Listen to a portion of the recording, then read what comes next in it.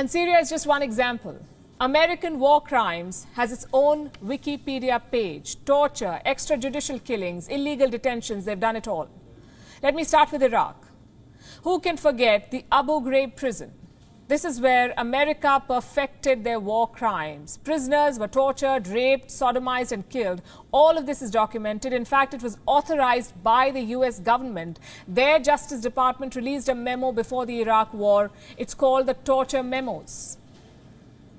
What did this document say? One, that US officials cannot be charged with war crimes. And two, that enhanced interrogation techniques can be used on prisoners. What are these enhanced techniques? Basically a clever way of saying torture. And two pictures sum up what America did in Abu Ghraib. Here's one of them. The prisoner is made to stand on a box. His head is covered and his fingers are connected to an electric wire. Do you know what his interrogators told him? If you fall off the box, you will be electrocuted. That's what he was told. Here's picture number 2. It's even worse. Naked prisoners have been piled on top of each other. Their heads are covered and posing behind them are US soldiers, all smiles. This was standard practice apparently. The CIA regularly clicked naked pictures of their prisoners. The idea was to strip them of all dignity. Many prisoners died during such so-called interrogations. Many are still languishing in so-called US black sites. The people who did this are not soldiers, they're criminals. But the United States continues to protect them. Let me give you an example. In 2005, a US battalion in Iraq was hit by a roadside bomb in a place called Haditha. One soldier was killed, one soldier. The same day, this battalion marched into a neighborhood. They shot and killed 24 women and children. Do you know what the battalion's leader said? Shoot first, ask questions later. And do you know what his punishment was? 90 days in jail plus a pay cut. A pay cut. That's the punishment for taking 24 innocent lives. Here's another example. This is from 2007. A private security company was escorting a US diplomatic convoy in Baghdad. They say they were ambushed. In response, they killed 17 innocent Iraqi citizens. 4 of the employees were tried and convicted. But in December last year, Donald Trump, then president, pardoned them.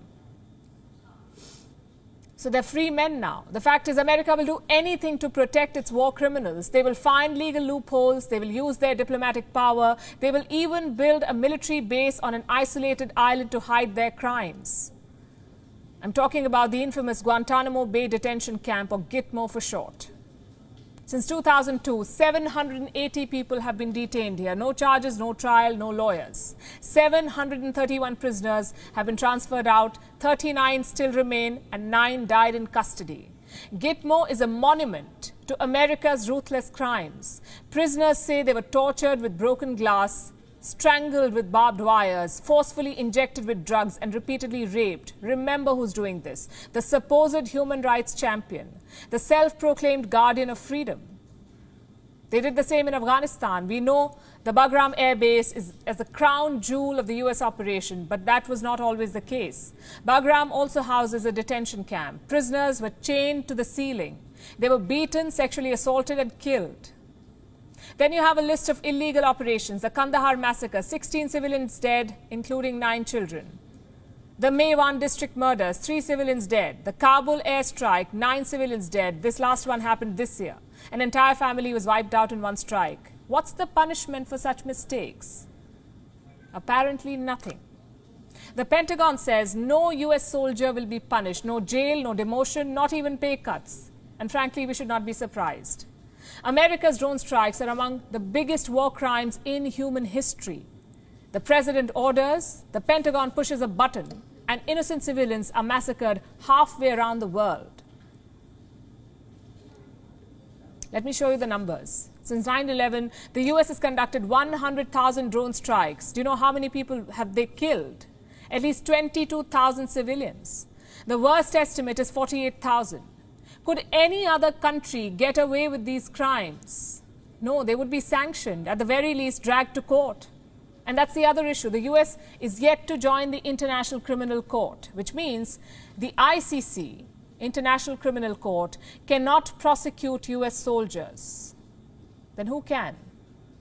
American courts. And we all know how that ends. Even if US courts convict a soldier, their president ends up pardoning him. He becomes a decorated war hero instead of a war criminal. Hollywood makes movies on them. Late night shows interview them. This is the reality of the United States. The American war machine is actually a war crime machine. It's about time someone called them out. US soldiers arrive in foreign lands as messengers of peace and freedom, but they leave as merchants of death and destruction. So if Joe Biden wants to talk democracy and human rights, maybe start with your own military. Join the International Criminal Court. Subject your soldiers to independent probes. Until then, do not take the moral high ground, because the mass graves in Afghanistan, Syria, Libya and Iraq disagree. WION is now available in your country. Download the app now and get all the news on the move.